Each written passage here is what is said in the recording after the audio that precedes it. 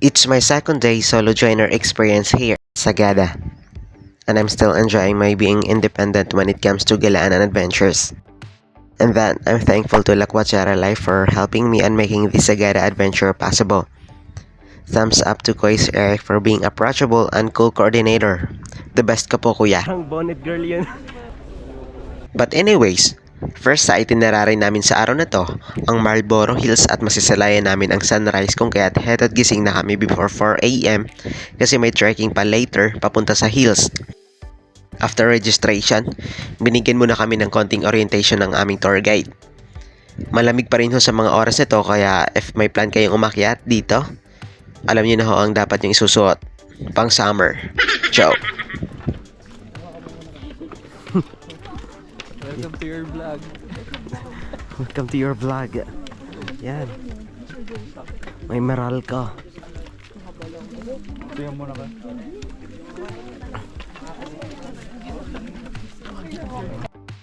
Actually, minor lang naman ang lakaran papunta sa taas at hindi rin katagalan. Pero depende pa rin sa pacing ng group. Nga pala, madami po palang turista tuwing weekends katulad ngayon, kaya pwede kang mag-expect ng sea of crowds. At medyo maalikabok sa daan dahil na rin sa dami ng tao, kaya magbaon ng face mask.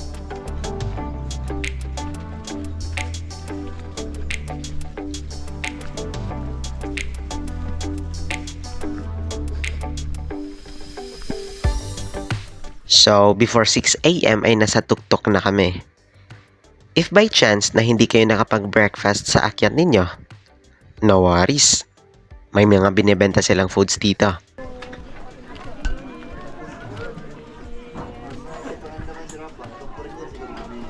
Sea of crowds.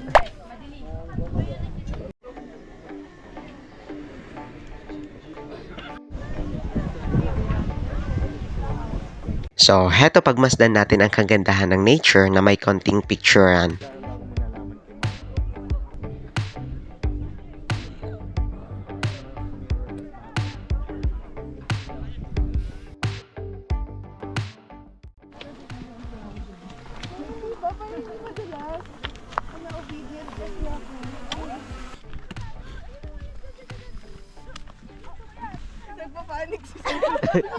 After ilang minutes ay lumipat kami sa kabilang side.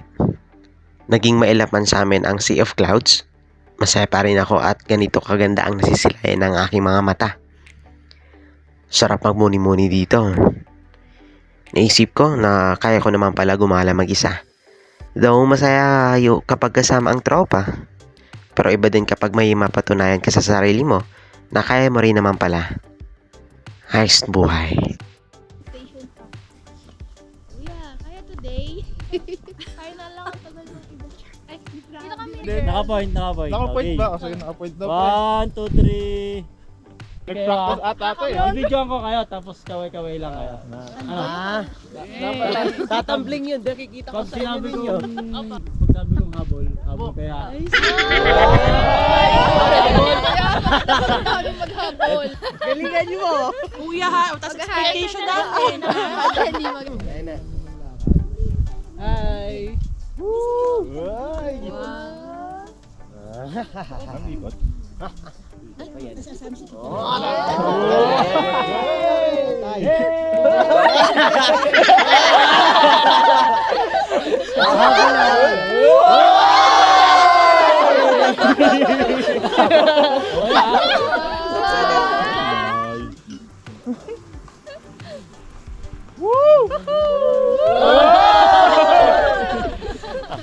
Ang habol!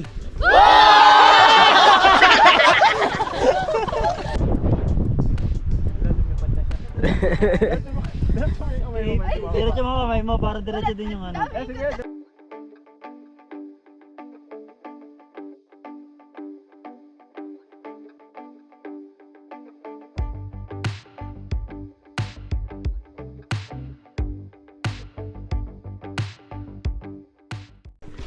Parang mas napagod ako dun sa paggapang ko kaysa sa lahat ng inakyat at binaba ko.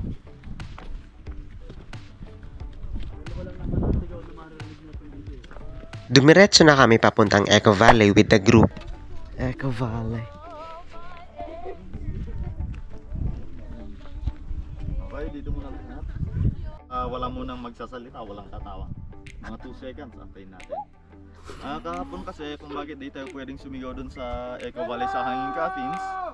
Kasi according sa mga elders, sisigaw lang sila dun kung may ilalagay dun sa baba sa Hanging Coffins. And Master, diba ganun yung... Uy! Ano yan? Chocolate. Try nyo na. Yummy! Medyo may katagalan ang lakaran kaya there were moments na we need to rest. Okay ka lang? Tayo ka dun.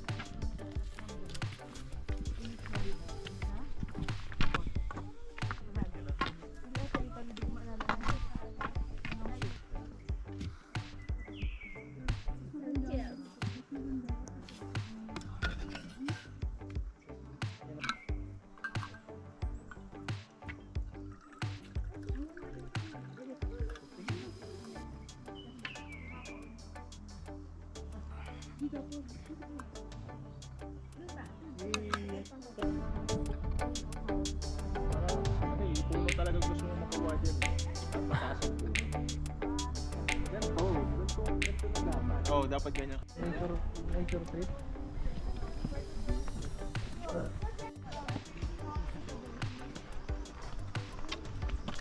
At may tindahan na rin pala sila in the middle of trekking. Kaya another stopover namin ito. At nag-snacks muna kami. Tulong ng saging. Magkano ito? 30. Sige, isa. How about this one? 40 bread roll lang. Sige, tig isa. Hiwalay po. Okay lang. Okay lang. May sauce pa ito? Wala na. Wala po. Ito lang po yung meron sauce. Yung cheese. Lagyan ko? Konti lang.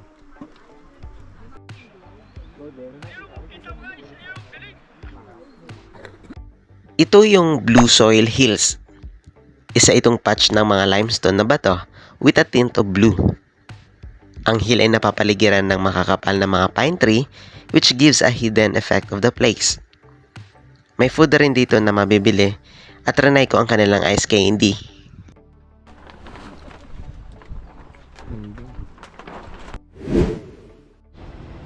For our early lunch, sa Sagada Hub kami kumain. Kailangan namin daw kumain ng heavy at medyo mapapasaba kami ng mahabang lakaran ulit sa second place to visit sa itinerary namin, ang Bumudok Falls.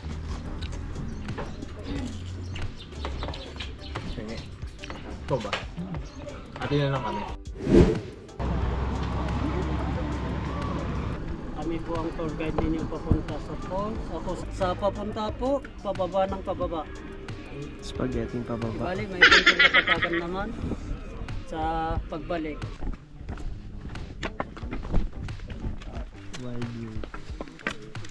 Aabot ng higit 1 hour bago marating ito. Pababa ang daan papunta, ba't pataas pabalik. On the way there, dumaan kami sa isang community at napaisip tuloy ako, paano kung taga rito ka? Tusan ka ng nanay mo na bumili ng patis at nasa taas pa ang mabibilhan. Shucks, ang layo. Medyo exhausting pero since ginusto namin ito at alam namin na may malaparaisong reward at the end of the trail, so we kept going.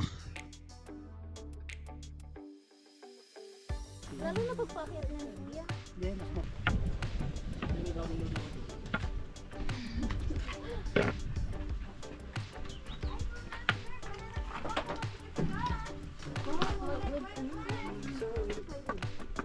Sai?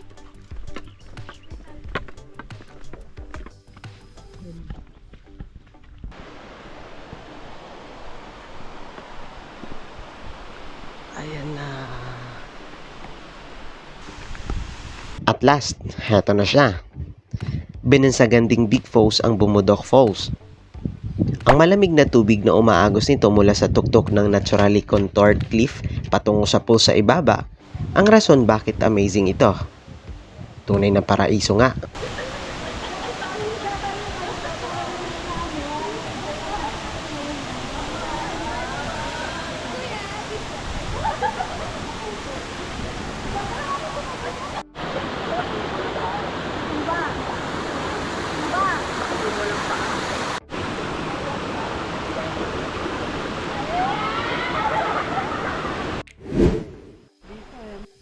Oras na para bumalik. At ito yung exciting part, yung paakyat.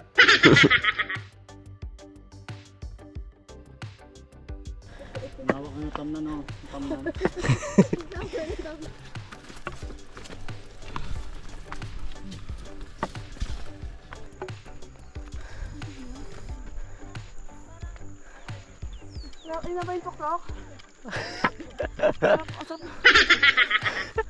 Bahay na yan. Eh, sige lang. Parang gusto ko maligo dun. Hindi mo umiikot. After ng mahigit 1 oras, sumabak na ulit kami sa bagong adventure. Ang sumakay ng jeep in a top load way. Though hindi na to bago sa akin at madalas ako nito sa Eastern Summer nung college days, pero medyo kabado pa rin ako since alam kong maraming mga bangin dito sa Sagada. Pero jeep pa rin tayo dyan.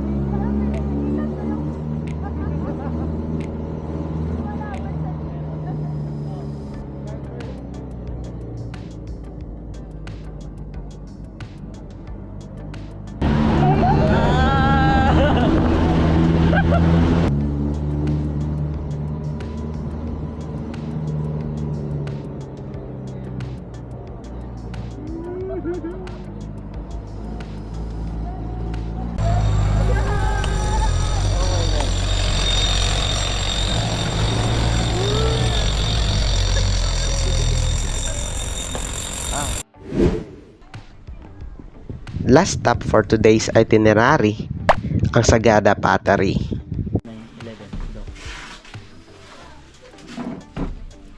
Magandang hapon po and welcome po sa Pottery. Una sa lahat, sentro ko muna ang clay.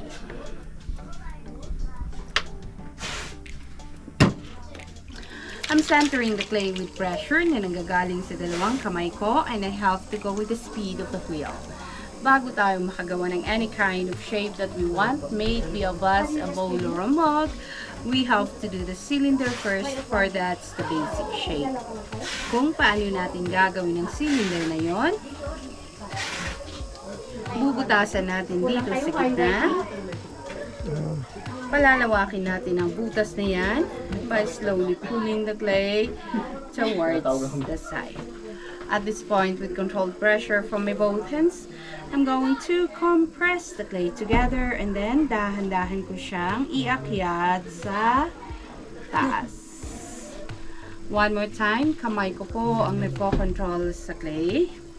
Hindi po ang clay ang nagko-control sa kamay.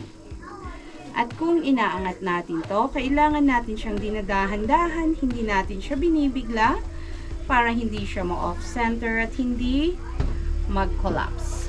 Ito na po ang cylinder natin. Ito pwede na itong maging pot, but we are going to reshape this for us to see how far the clay goes.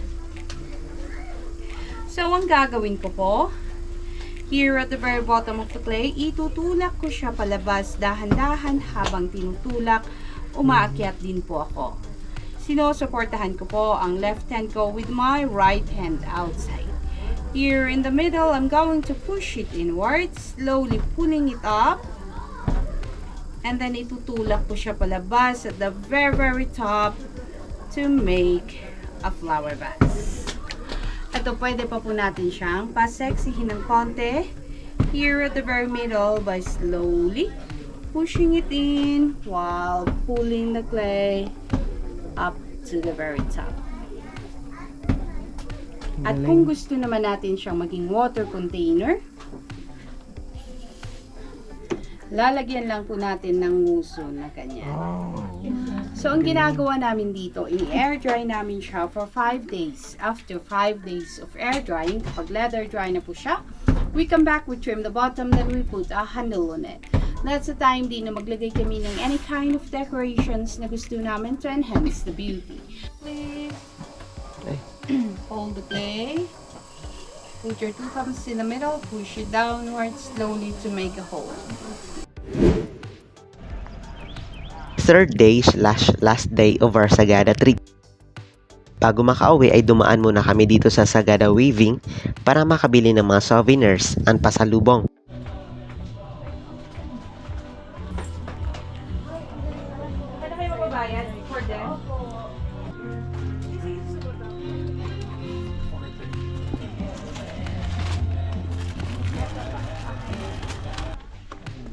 And after a while, sa isang wow cafe kami nag-breakfast. Kilala ito dahil sa inverted house design nito. Perfect place to watch the sunrise. Pero since past 7 na kami dumating sa place, na-amaze pa rin naman kami sa view. Ba't naging kulay nag-iba? Ha? Naging pote.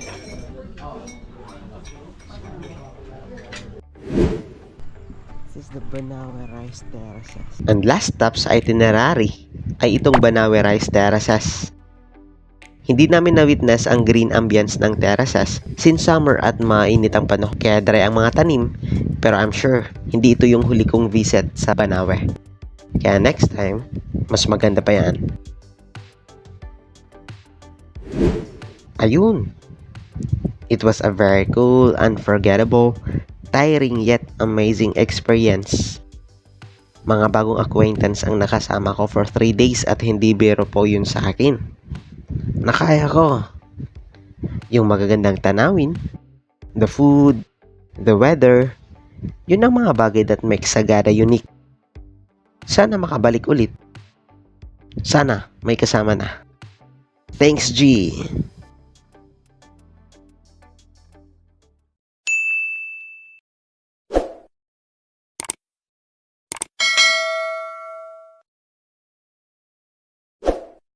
Thank you.